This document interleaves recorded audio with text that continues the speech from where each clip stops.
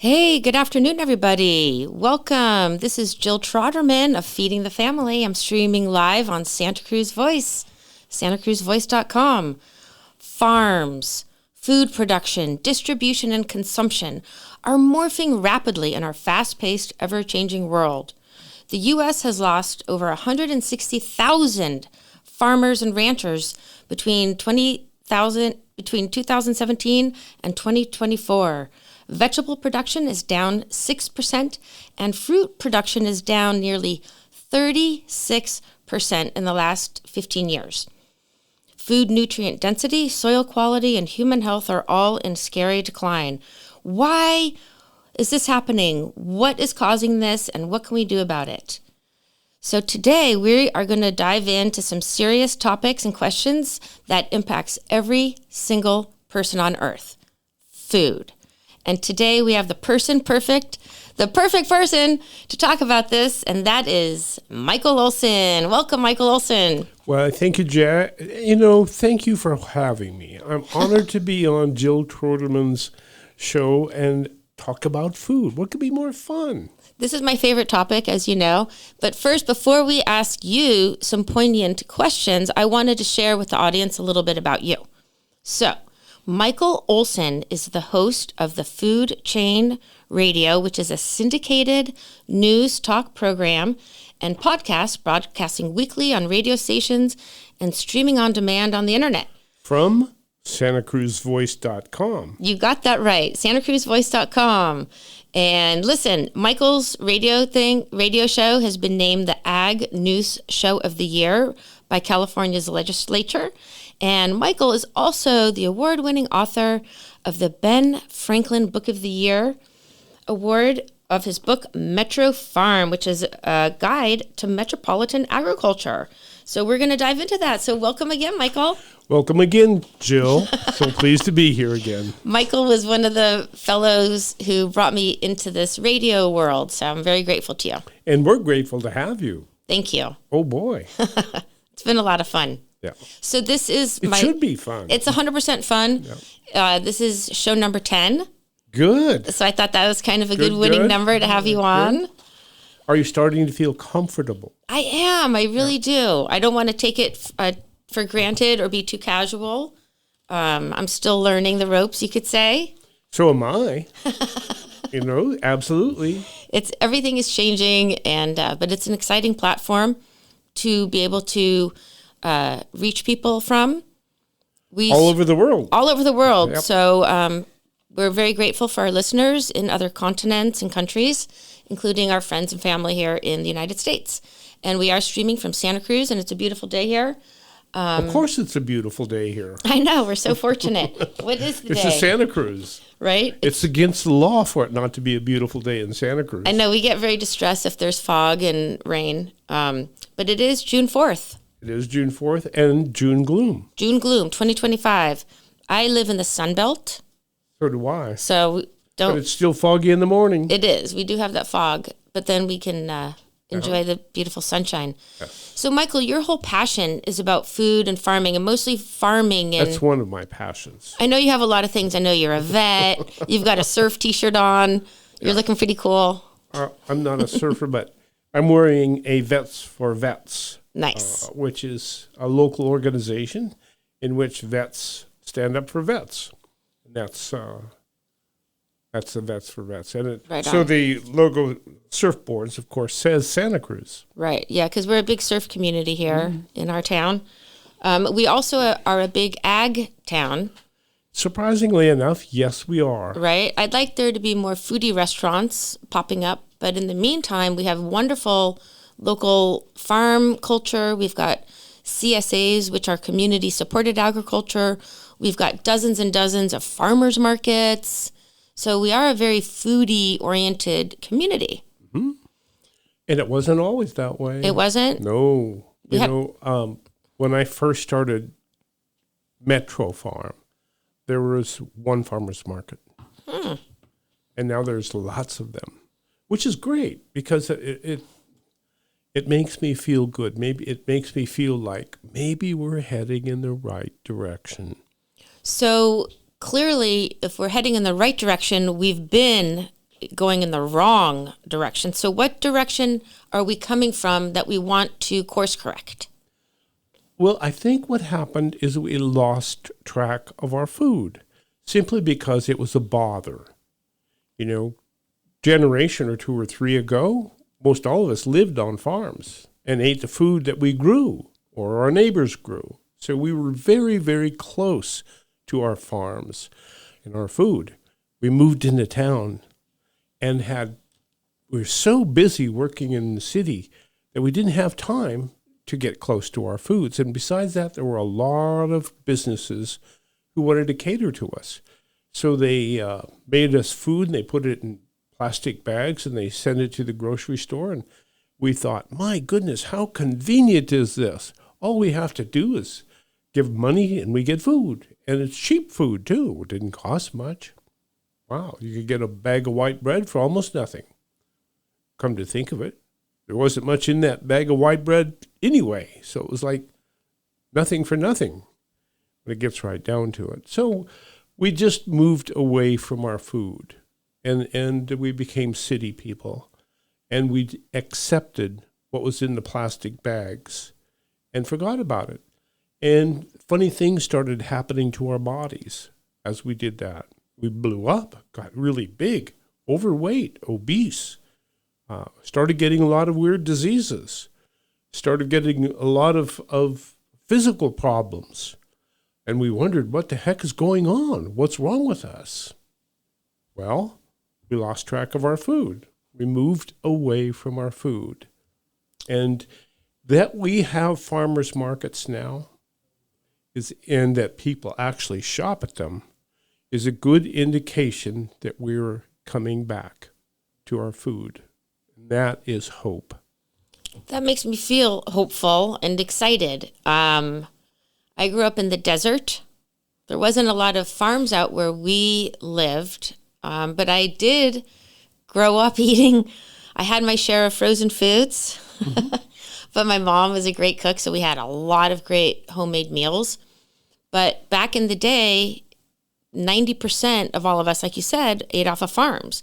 Yes. And now 90%, if not more, of people probably 98% are eating from packages and packaged foods. Even farmers. And even farmers too. Right? Because if you have 10,000 acres of corn and soybeans, and you don't have time to grow your own food, so you go to the Costco 15 miles down the road and get food. Mm-hmm. Like everybody else. So even those people in industrial agriculture likely don't grow their own food. Right.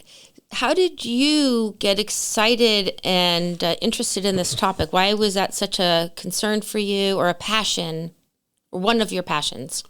Well, first of all, I never dreamed I would write this book, MetroFarm.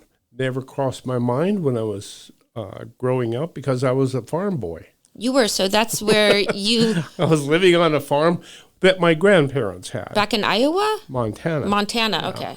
And it was one of those beautiful kinds of farms that only the Amish have now, which is to say it had all the farm animals you could possibly imagine. It had field crops, it had orchards, it had giant gardens. Essentially, the real crop of that farm was people. It was growing people, and they did a good job at that. But at any rate, as a kid growing up in Montana, I was a farm boy. I worked on farms, and I always would be out there in the fields watching those airplanes fly over and thinking, one day, one of those airplanes is going to take me away, and one of them finally did, and went out into the world and studied English and Chinese literature at the University of California, and went to work for David Brinkley and Chronicle and the Examiner newspapers, and my tools were words, and I was a storyteller. You were on 60 Minutes? It was NBC Magazine with David Brinkley. We were competing with 60 Minutes. I see. And one day we were doing a story on survivalists up in Southern Oregon.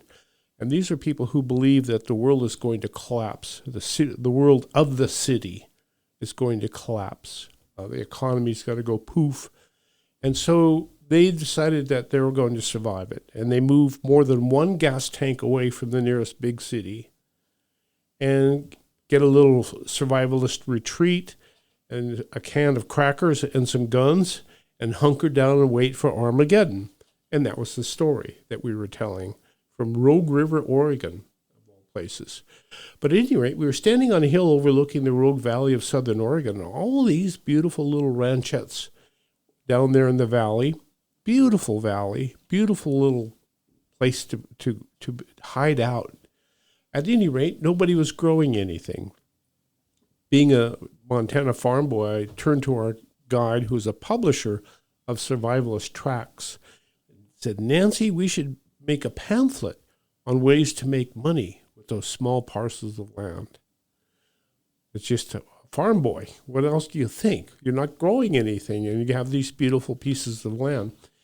She said, Michael, that's a very good idea.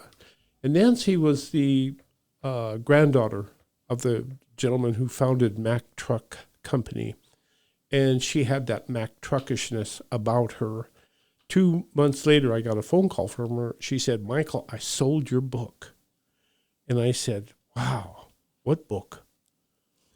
And Nancy said, well, the one about farming on small parcels of land. And Nancy had contracted with a publisher, and she had hired a publicist in the Empire State Building. And I didn't have the slightest idea what to do, but I always dreamed about writing a book. So there I was. What the heck? Who makes money with small parcels of land? So as we started looking around, what we learned was that a lot of people lose money by farming small parcels of land. And I thought, wow, the first job of the book I am going to write is to help people not lose all their money and time doing stupid things.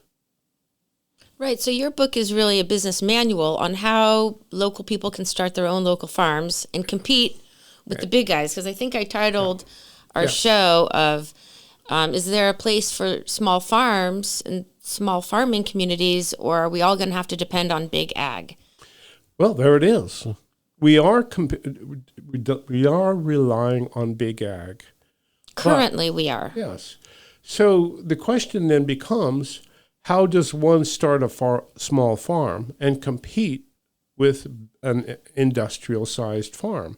So if I were to retitle this book, it would be Up Against Goliath, because that is what all small businesses end up doing.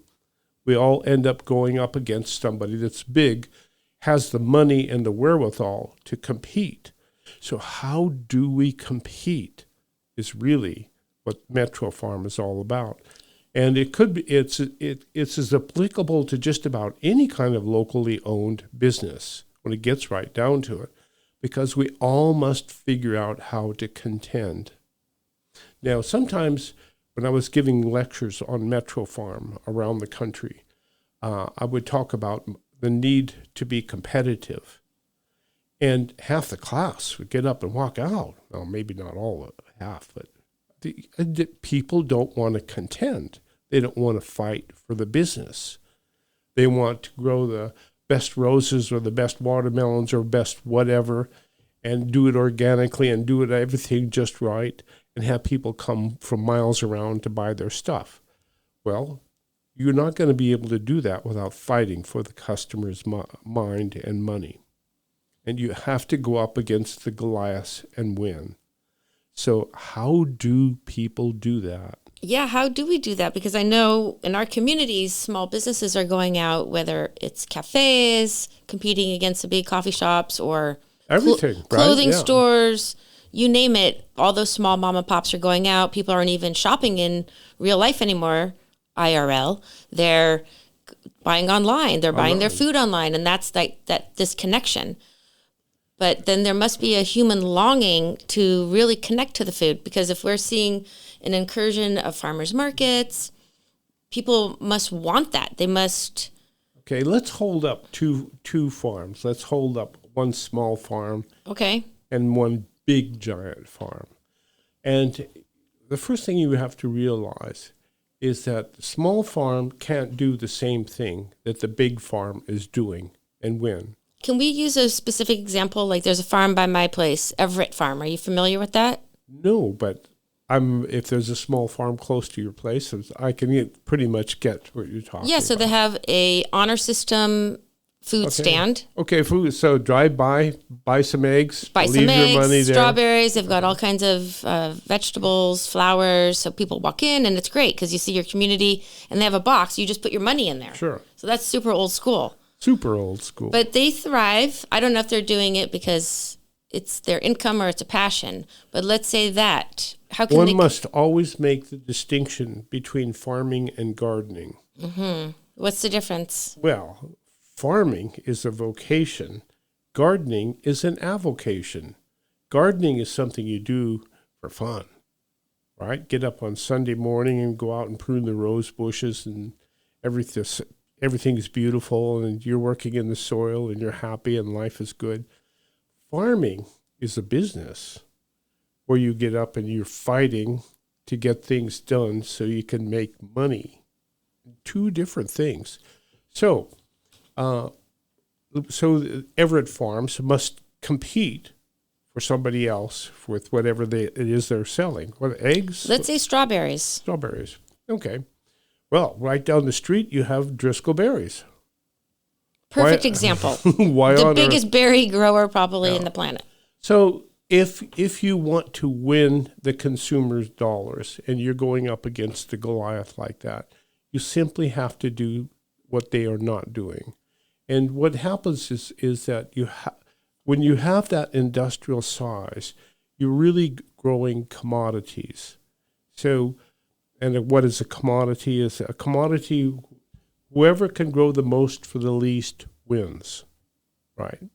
So a good example of that is strawberries. Somebody is growing millions of acres of strawberries. Those berries become kind of like a commodity, all the same, designed for length of shelf life, shipping abilities, and whatnot. Driscoll berries has the best commodity berries in the world, to my way of thinking. How do you compete with them? You have to find a way of growing something that's not a commodity, that's special. It's somehow so special that people will go, wow, have you tasted an Everett Farm strawberry? That is something really cool. Another example of that is tomatoes. So there are farms that have 10,000 acres of tomatoes. Now, city people are not in love with buying and eating commodities. What city people want is something very special that they can talk to their neighbor about over the backyard fence. Hey, I just found this incredible heritage farmed, organic farmed tomato, dry farmed. They don't even irrigate it. And it's so incredible, juicy, and so tasty. Man, that's what city people like to eat. That's not a commodity. That's something special. So in all respects, you cannot grow commodities and compete with industrial agriculture, because that's what industrial agriculture specializes in. You have to grow something special. And Everett Farms has to grow something special. Right, and there's some farms up Highway 1 on the coast. They grow strawberries too. So what you're saying is, for these small farms that we want to bring back to our communities, they need to create something special that the consumer, the community member can identify with. Yes. Whether it's a different variety and it's an heirloom, the way it's grown, or just the fact that people feel comfortable knowing they're supporting a local farmer as opposed to a big corporate entity using a lot of pesticides and... Well, here's an example out of MetroFarm. I'm showing Jill right now a photograph of Charles and Lois Hain. Charles and Lois Hayne, the picture, it's American Gothic. It could be Grant Wood's American Gothic. It definitely looks like that, yeah. All she needs is a pitchfork. 100%. Right. And so my mother, as we were putting this together, my mother up in Billings, Montana, said, you have to interview the Haynes. Why is that? Because the Haynes grow the best cantaloupe I have ever had in my life. And, you know, you get to a certain point in life where you actually listen to what your mother says. So I said, okay, next time we're in Billings, we'll run out and visit the Haynes. Well, next time we were in Billings happened to be January. But what the heck, we called them up, and they invited us out for lunch. So Marlene and I went out there in the winter. The wind was blowing. It was cold. It was not a very fancy place. It have a little handwritten sign, Haynes Country Gardens Cantaloupe. And not much probably was growing in Montana in the middle of winter. At that time, nothing was, of course. But at any rate, they invited us into their home. And it was you could tell they're a very pious couple, and they had a lot of religious icons on the wall and whatnot. But they invited us to sit down at the kitchen table for this absolutely wonderful farm lunch, which is to say like roast beef and gravy and potatoes and vegetables and yum, yum, yum. But at any rate, right away, the phone started ringing. Ding-a-ling, ding-a-ling. And so Lois Hayne would get up and she'd answer the phone. She'd make notes in her little notebook. And this kept going on. And the phone kept interrupting everything. And finally, I've been in business long enough to know when the phone's ringing, something's going on. And the phone was ringing incessantly. And I finally said, okay, are you guys taking bets or something? What are you doing? And Charles said, oh, no, we're taking reservations for our cantaloupe crop. And I said, what do you mean you're taking reservations for your cantaloupe crop? I mean, you can buy cantaloupe every day of the year. Almost every grocery store in America has cantaloupe from Mexico or someplace every day of the year. So why would people call you months ahead of time to reserve your cantaloupe? And he said, well, look, and he opened up the paper, and there was a little 3-line classified ad that said, reservations now being accepted for Haynes Country Garden cantaloupe. Right? Okay. Now, if it said reservations now being accepted for Michael Olson's cantaloupe, who the heck would call? Nobody. But the phone was ringing off the hook. They were selling out their entire crop of cantaloupe before they even bought the seeds. What is this method called, aside from planning ahead? Well, it's like a subscription business? Is it like a hybrid of a CSA? It was a direct farm. People drove 30 miles out to the Haynes Country Gardens to buy their cantaloupe and also sweet corn and other vegetables and whatnot that he was growing. But he had people driving 30 miles. Must be some pretty darn good cantaloupe. So that's sweet. That's the question, okay? Right. Yes, it had to be sweet cantaloupe. It had to be very good. But people in the city also had to believe it was the best cantaloupe in the world, and that they were really going to get something special by driving 30 miles and by calling months ahead of time and reserving the right to buy that food. Right. Now, let's say you're a family in today's world.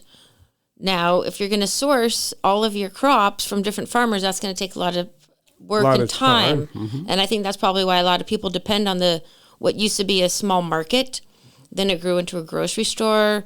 And now they're like one-stop shopping experiences where you can buy a lawnmower and a really bad cantaloupe, right? And easy. And a sandwich and get a haircut all at the same place. Right. But we're almost trading quality for quantity and cheapness. Yes. So part of the human experience is we do like quality things. So how do we make that trend happen where So how does Charles and Lois Hain get people to drive 30 miles to buy their food and not when just they them, can get the same kind of food down the street at the supermarket? 100%. What is the secret? And not just for them, but for all of our other farmers that we want to encourage, because that's part of our conversation today. But listen, we are on live, Santa Cruz Voice, and I'm just going to have everyone hold on tight because Michael's going to answer that question. How did they do it? How did they create a successful business year after year, getting customers back, feeding good, healthy, quality food to people? And how can we do that today in 2025? Okay. All right, folks, hold on tight.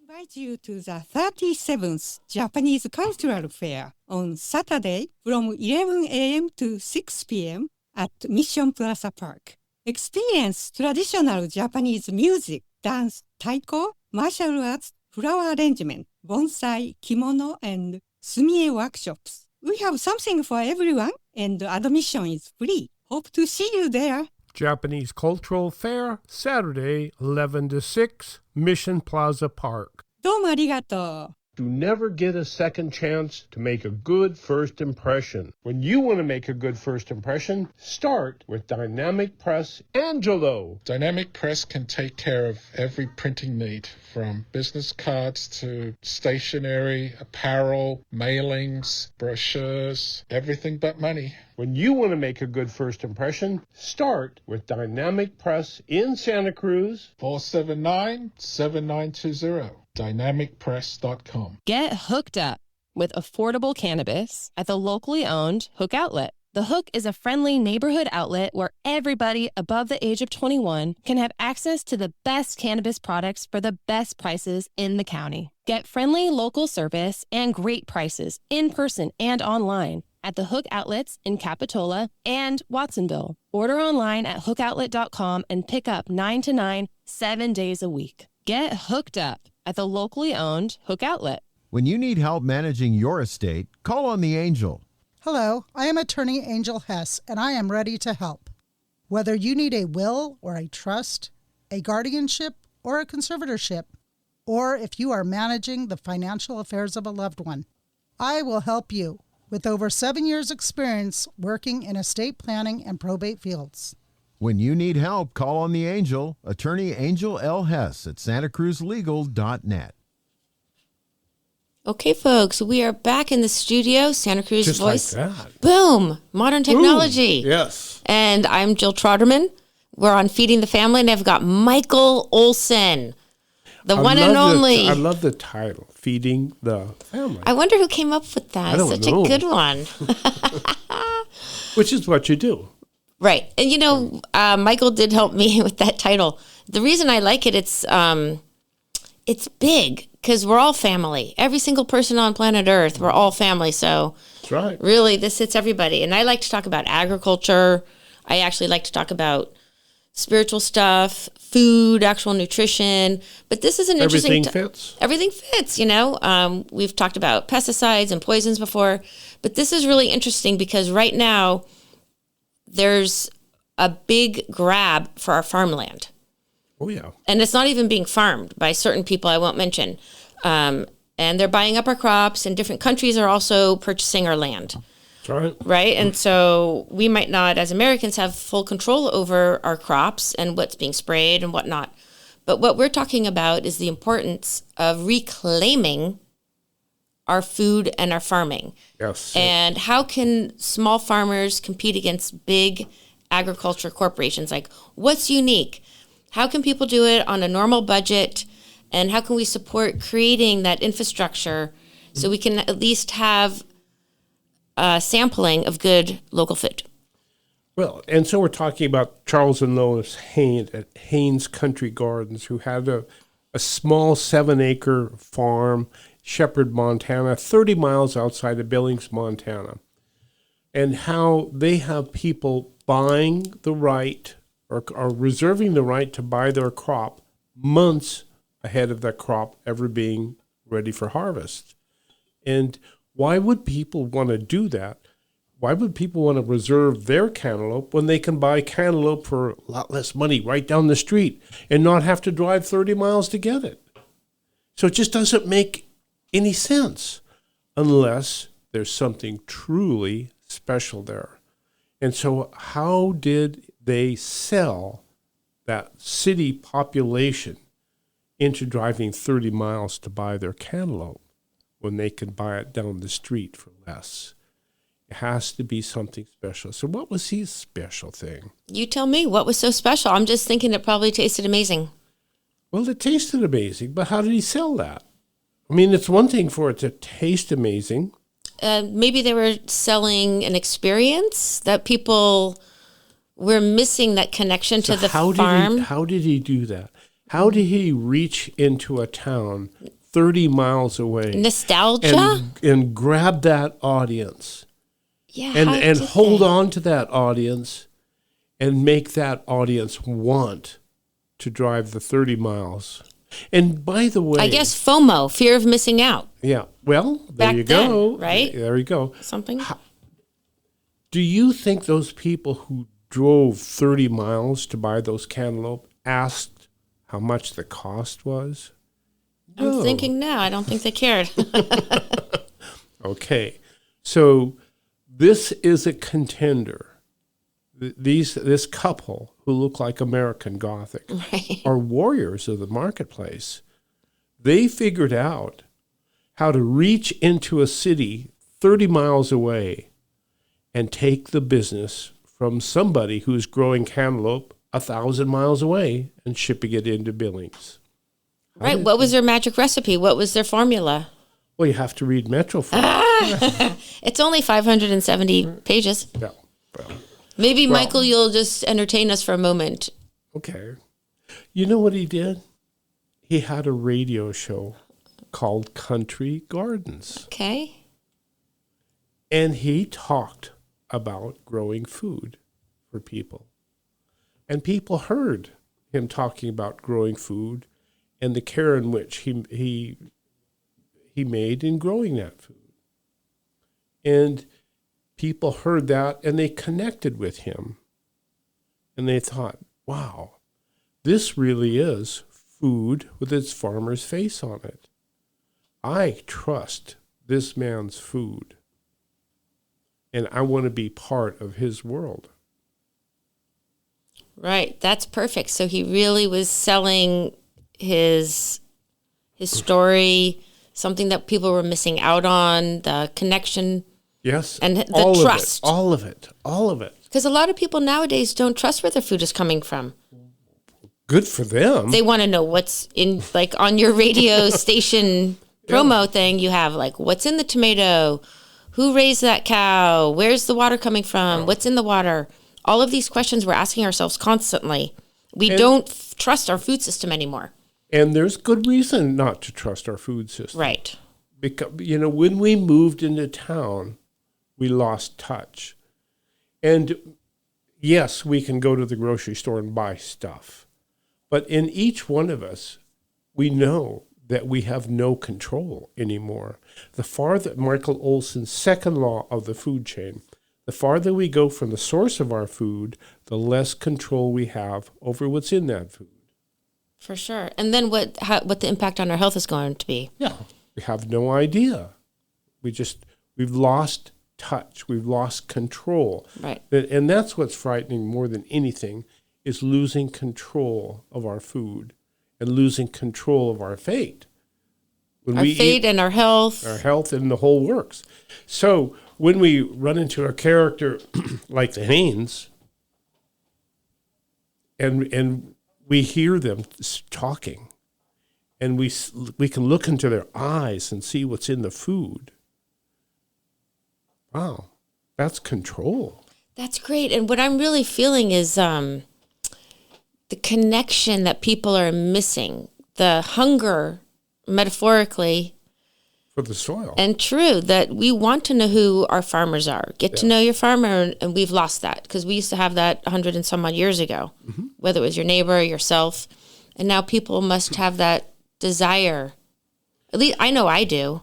Yes. Which is why I do try to go to the farmers markets. Yes, exactly. And look for those places where we can connect. Is it realistic for the whole entire United States Yes, to depend? it is. Let me give you a reason why. All right, let's hear it, Michael. All right.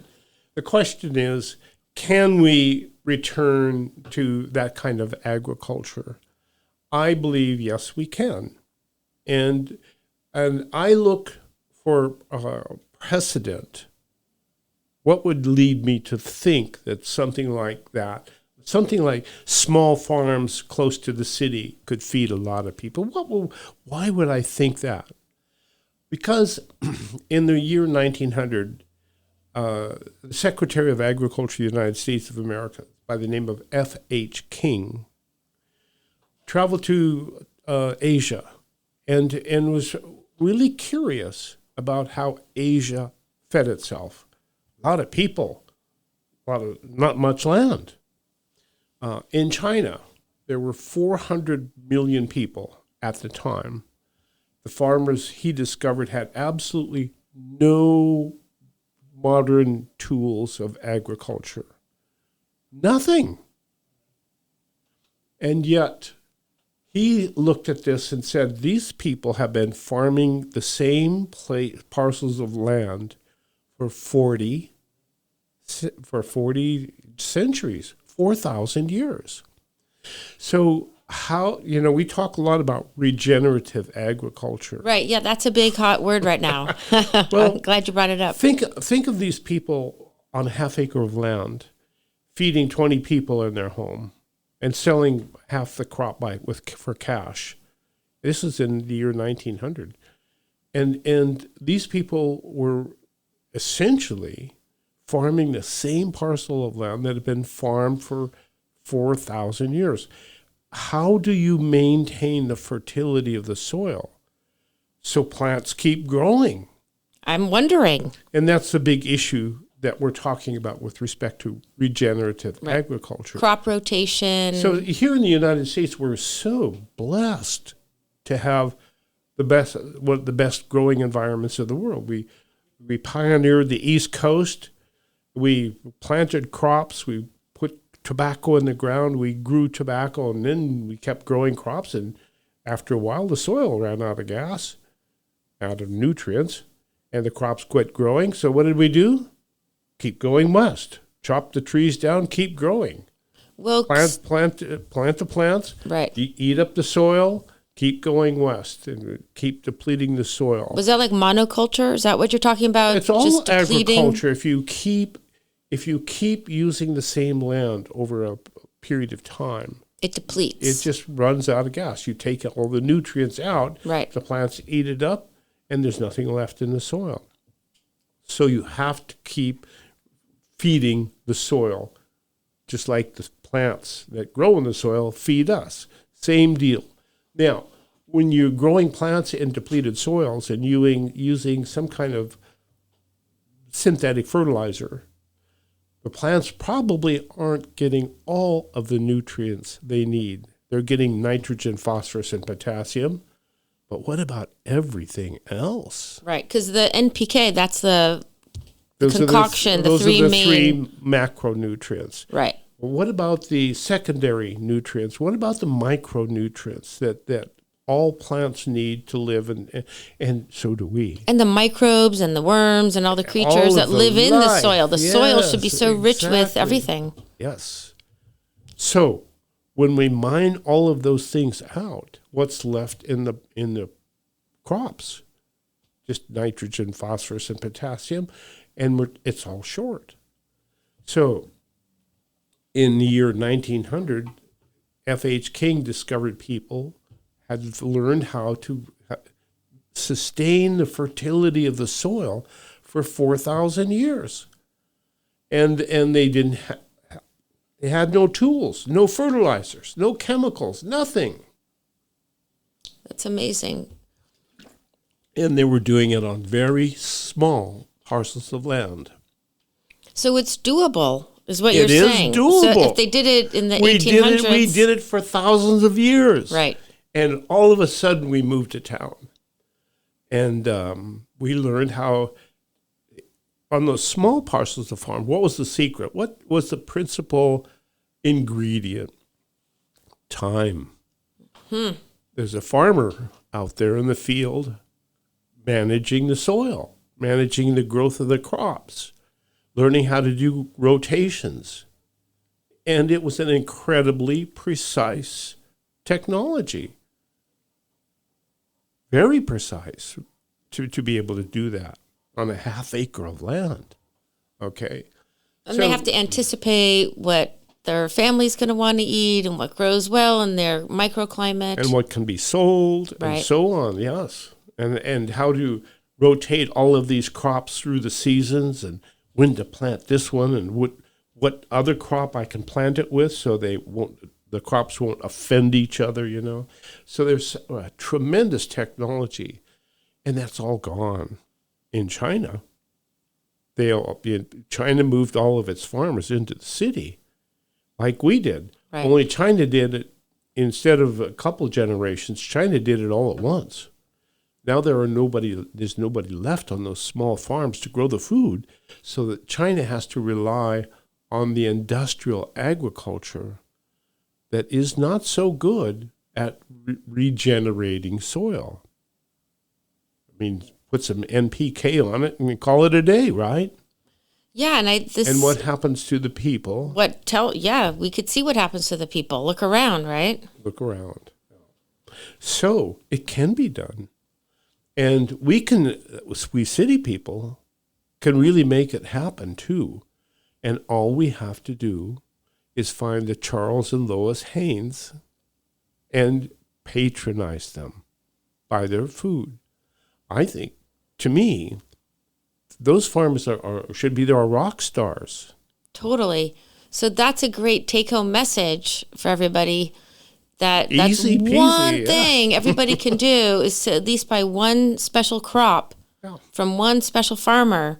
And if everybody does that, then we'll just keep sprouting up new specialty farmers. Exactly. And what about people who do own homes, or even if you have an apartment and growing food on your balcony? I really encourage people just to grow anything. Absolutely. Even if it's basil in a jar on your kitchen counter, because it will sprout if you buy that, right? I once did a radio show with a gal in Brooklyn who lived in an apartment, and she had like 75 houseplants growing in her apartment, and it was just completely filled, and she became a houseplant blogger. Okay. But it was, her whole world is just filled with these plants. And, when you living in Brooklyn and you walk off those cold, ugly streets and into your apartment that's filled with all of this life, and that's what people can get on their porch. So it takes a little impetus, a little motivation to grow a couple things. It doesn't have to be a complicated thing. And to buy things. It takes a little bit of energy to start looking for real food with its farmer's face on it. And people will benefit, I think. I don't know if a lot of people don't make the connection to their health and to where their food is growing. Well, again, we all moved into the city. Right. And food comes in plastic bags with very fancy promises and colorful language, right?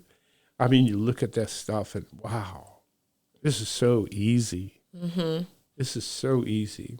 I had a box of some random food I had, and I decided to open it up and evaluate really what was in this box. It was like a muffin package. I don't know where I got it. It was just like a one of those things. It was just one of those things that occurred. And I opened up the plastic pouch. There was 2 of them, and each plastic pouch only had a half a cup of the flour in it with a couple spices. So the whole box only had really 1 cup of ingredients. And I'm just thinking, what a stupid waste of energy for this little box of what was supposed to be something easy for us. And that's what the government, the United States government, about 100 and some odd years ago, they had a little pamphlet that told people, we're going to help you by offering up all these great packaged foods because they're convenient and they're cheap and they're quick and easy for your family. But now, 100 and some odd years later, I don't think that's true anymore. I think now we're seeing we've been led astray. One of the biggest selling baby foods right now are toddler foods. Right. Are plastic pouches. Yes, let's talk about this. I was listening to your last podcast on that. This makes me really fiery, you guys. Sure. And it's so sad too. We take natural foods, we blend them up, we put things in them, and we put them in these plastic pouches for children. And it's really sugar when it gets right down to it. And it has a plastic nipple on it. And, oh my God, it's so easy to take real food, put it in a blender, and make toddler food. And yet we think we're actually saving time by buying something that's easy. And it's just a tragedy when it gets read. I hate to say that, but I'm gonna. I'm happy you did. Let's just be straight up. Come on, people. Come on, people. What are we feeding our children? The difference about foods. I did a lot of presentations to high school kids along the way. And so one of the tricks I did was I would get some cheap industrial eggs from the supermarket, and I would get some farmers market's eggs from the farmers market. And I would just take 2 eggs or maybe 3 to class of each kind. And I'd ask the class if they can tell the difference. And of course they can't. There's that white egg is the white egg. And then I said, okay, I'm going to tell you how these eggs were produced. And we're going to have a little egg demonstration. And I'll bet each one and every one of you can tell the difference, which egg is which egg. And so I talked about how in an industrial setting, the large, giant factory chicken farm has ag economists and chemists that can tell just exactly how much that chicken needs to lay an egg and not 1 iota more, because you got to cut costs, right? So that chicken gets absolute minimum of what it needs. And the farmer at the farmer's market doesn't have any of those guys to tell him what to do. All he has to do is keep an eye on the health of the chicken and make sure the chicken's healthy, because you don't want to lose the egg layers. So feeds the chicken probably a little bit more. And how does that become manifest? So I would take these 2 different kinds of eggs, and I would crack one open, put it in a saucer, and do the same with the other one, and have the kids come up and look at the eggs and tell me the difference. And of course, the industrial egg would be pale yellow yolk that would lay flat on the saucer, whereas the farmer's market egg would have a really deep, rich orange yellow yolk that would stand up proudly there. And the egg shells, the industrial egg shell would be as thin as toilet paper. And the farmer's market egg would be hard. Could feel a crack. And so the kids would look at this, feel the difference, see the difference. And you could see that they understood that there really is a difference in the food. 100%. I bet if you cooked those up, they could taste it as well if you did a blind taste test. I would suspect so. Yeah. So it's equally encouraging and sad at the same time, because it's sad that we've come from some place of destituteness. It almost seems like we're in food poverty. But then there's this great expanse of potential and exactly, yes. Like I get so excited because I know the young kids, I know for a fact my children love to eat good, quality, healthy food. My friends do, and my family, and so we just need to keep encouraging each other. Because you were a good teacher. You were a good mother. And I had good educator parents too, because we love food. In nature, mothers teach children what and how to eat. Mm-hmm. Right. And some families don't have that. I lot know of some people families, who yeah, a lot food of was not families. part of their food culture. They would just get some canned this and call it a day, and the parents probably weren't even home. I see that all the time. I mean, no shame. I know people are really struggling out there, but it's almost like we've spent so much of our time to earn money to buy junky stuff. Maybe we work less, farm more, eat better quality food. I swung by we need to switch our values and morals to the. I swung switch 'em by a around. convenience store the other day. Wanted to get a cheap, quick car wash, and had to go inside. And there was a mom and 2 kids, and all of them were overweight. And she was buying breakfast for the kids, and the breakfast was a soft drink, and chips and candy bars. And I thought, damn, yeah. it broke my heart 100%. because I know those kids were going to run out of gas, Totally. and it wasn't going to take long for them to run out of gas. Not only they're going to run out of gas, but we know it depletes Yes. physiologically, emotionally, spiritually, all that stuff. The whole spectrum. Right. So what gives you hope and optimism in our last couple minutes? Like what can people do today, tomorrow to encourage local Sure. farms? Here, go out and buy some food with its farmer's face on it and live. Simple as that. Sweet. That's all you have to do. Get close to your food. I love it. Enjoy it. Cook it. Prepare it. Talk about it. Smear it all over your face. Like a little baby would. Right. But Totally enjoy it. enjoy it. Yeah. So people need to just re-embrace the beauty and how it connects us to our human spirit, to the earth, To the earth, to the soil. and to our communities. Yes. So have a potluck, have everybody bring some good organic produce, Yes. make some food together. Yes. We just need to slow down a little bit. And fight. And there's good Fight for Fight. the fight for the fight for the food. And all of these people that I feature in MetroFarm are warriors. Every one of them are warriors. Like Charles and Lois Hayne, they reached into a town 30 miles away and they fought for the business. And they took that business away from somebody who farmed this stuff by 1,000 acres, 1,000 miles away. This And is they great took it.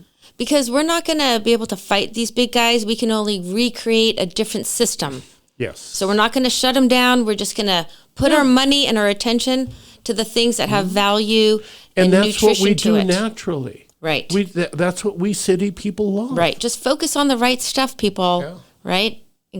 And grow healthy. Grow healthy. Yeah. Grow your children healthy. Grow yourself healthy. Grow old healthy, and enjoy cooking and eating. Amen. So, That's it. amen. So this is a great. Easy peasy. I think it is. This gets me so motivated. In fact, today we do have a farmer's market here in Santa Cruz. But let me say goodbye to everybody and thank you, Michael Olson, for being here. Is it over already? It's over. I know. We went fast. So again, I'm Jill Trotterman. Check out my website, Santa Cruz Holistic Nutrition. Call me for counseling. And peace out. Love to everybody.